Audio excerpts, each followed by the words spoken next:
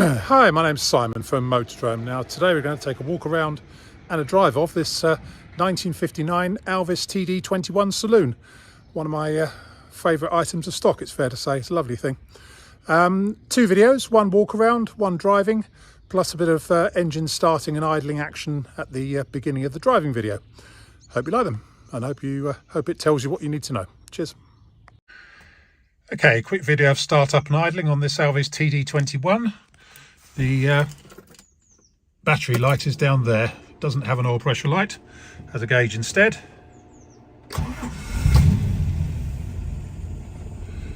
Starts nicely, settles down to a nice idle. It's running nice and warm at the moment.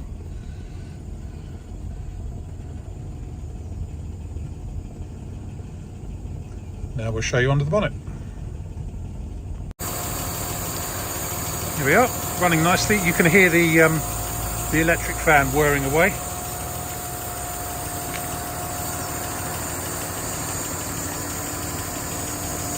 As it's hot at the moment. Been out for a good run. But just doing what it should.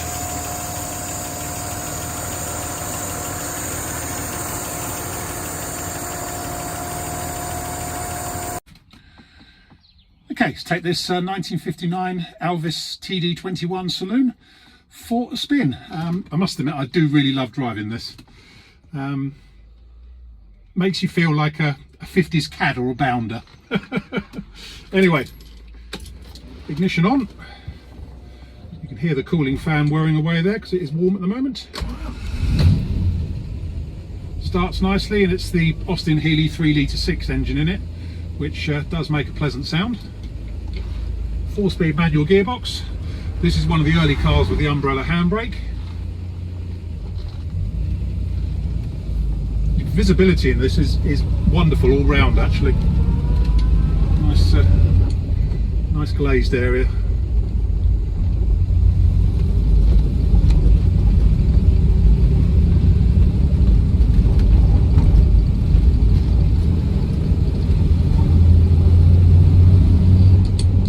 Just glides along. Very torquey 3 litre straight 6 on it. Gearbox by modern standards is notchy, but it's correct for the time. And slides in and out of gear as it should. No jumping out of gear or any funny noises or behaviour from the gearbox. Letting my foot off the throttle sharply. There's no backlash in the transmission. Going over these bumps as we're going over now. There's no unpleasant suspension noises or sinister clunking or anything. It's been set up for continental touring. The last owner did actually use it for that. I took it to Belgium a couple of weeks ago. Just lovely, just a really lovely relaxed way of motoring.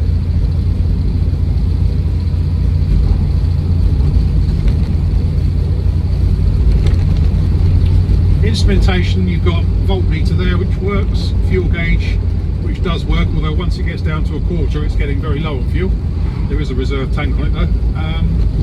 Oil pressure and water temperature, and obviously speedo and rev counter. The only instrument that doesn't work, as always, is the little clock there. And it's got a period looking radio that has at least got FM on it. It does work.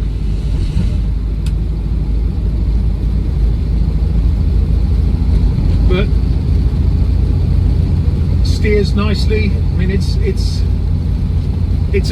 late 50s car, so you know you do have to make certain allowances for it. But it does actually stop quite well. This is one of the first ones that was built with disc brakes on the front rather than drums, and stops as it should.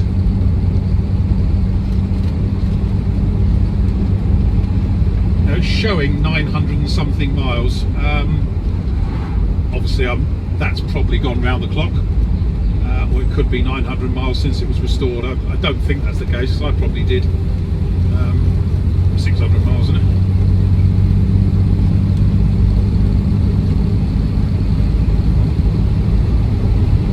Mileage isn't particularly important on one of these things. And very, very rattle free. I've just dropped my driver's window a bit, A, to get a bit of ventilation here, B, me because you do get a little bit of rattling from the window against the back of the frame because they are pillarless doors.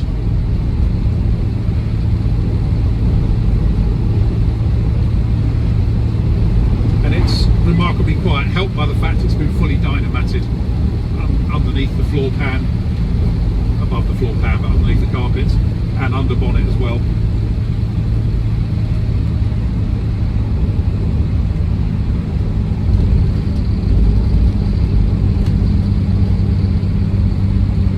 It's just a lovely place to spend time.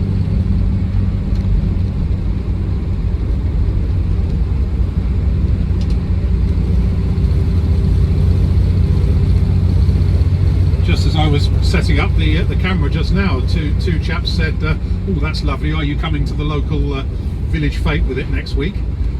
That's the sort of response you get from one of these. You certainly don't get people waggling their fist at you in the universal gesture, shall we say.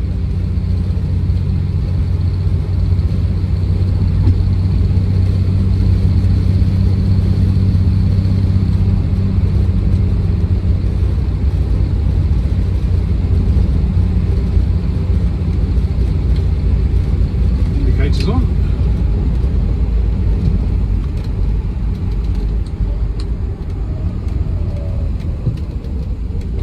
Pulls up cleanly.